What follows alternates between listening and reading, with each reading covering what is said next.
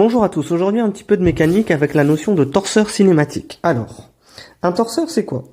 Un torseur nous permet donc de regrouper dans un espace de vecteurs, donc un ensemble de paramètres qu'on appelle donc les résultantes et les moments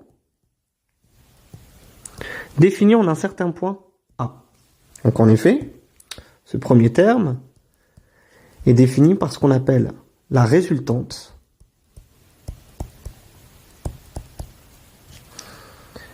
et celui-ci par ce qu'on appelle le moment. En effet, une résultante donc peut être au maximum composée de trois composantes, une selon x, une selon y, une selon z. Pareil pour le moment. D'un point de vue cinématique, le torseur se note donc de la manière suivante. Imaginons un torseur cinématique qui est donc égal à... La résultante est exprimée par ce qu'on appelle les vitesses de rotation, donc oméga x, oméga y, oméga z. Donc ça, nous sommes également dans ce qu'on appelle la colonne des résultantes. C'est une autre manière de noter son torseur. Et on retrouve bien évidemment également les torseurs, donc moments, qui sont les vitesses de translation, Vx,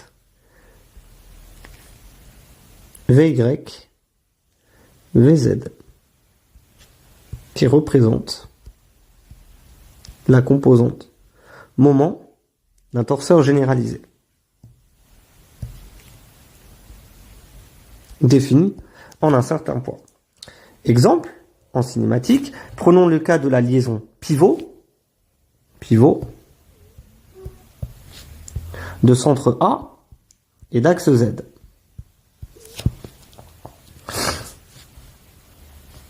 Donc je suis sur, un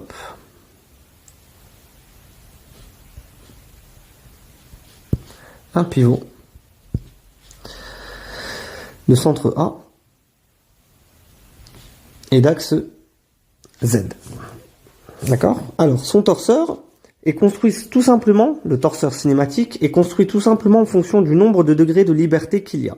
Donc, pour un pivot, nous savons donc que le torseur autorise une rotation selon l'axe Z, donc 0, 0, oméga Z, et aucune translation, 0, 0, 0, de centre A.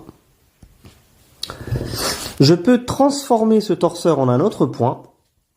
Je vais donc passer le torseur au point B. Et là est la puissance des mathématiques. Par le produit vectoriel, je vais être capable de changer ce vecteur de points. Alors, réécrivons donc le torseur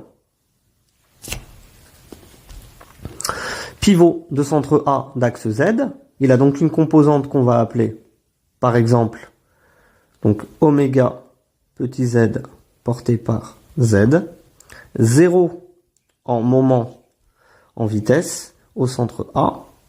Que me donne-t-il en B? Alors, la première colonne ne change pas. Peu importe en quel point je me situe, j'aurai toujours oméga z porté par z.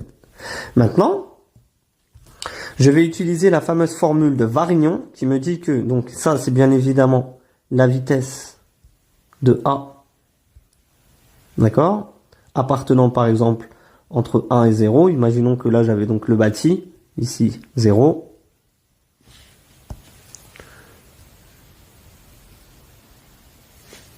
Et là l'ensemble des pièces 1. Donc 1 par rapport à 0. J'ai donc, maintenant je vais exprimer en B. Et donc la vitesse en B, excusez-moi, la vitesse en B appartenant à 1 par rapport à 0 est égale à la vitesse en A appartenant à 1 par rapport à 0 plus la distance BA vectorielle, la vitesse de rotation qui est ici oméga z porté par z. Voilà comment je calcule le torseur, j'exprime le torseur au point B. Bien évidemment, je vois ici que la vitesse en A, c'est celle qui est là, elle vaut donc 0. supposons que ma distance, ça il faut voir le sujet qu'on vous donne, hein, que la distance BA est connue et elle vaut LY.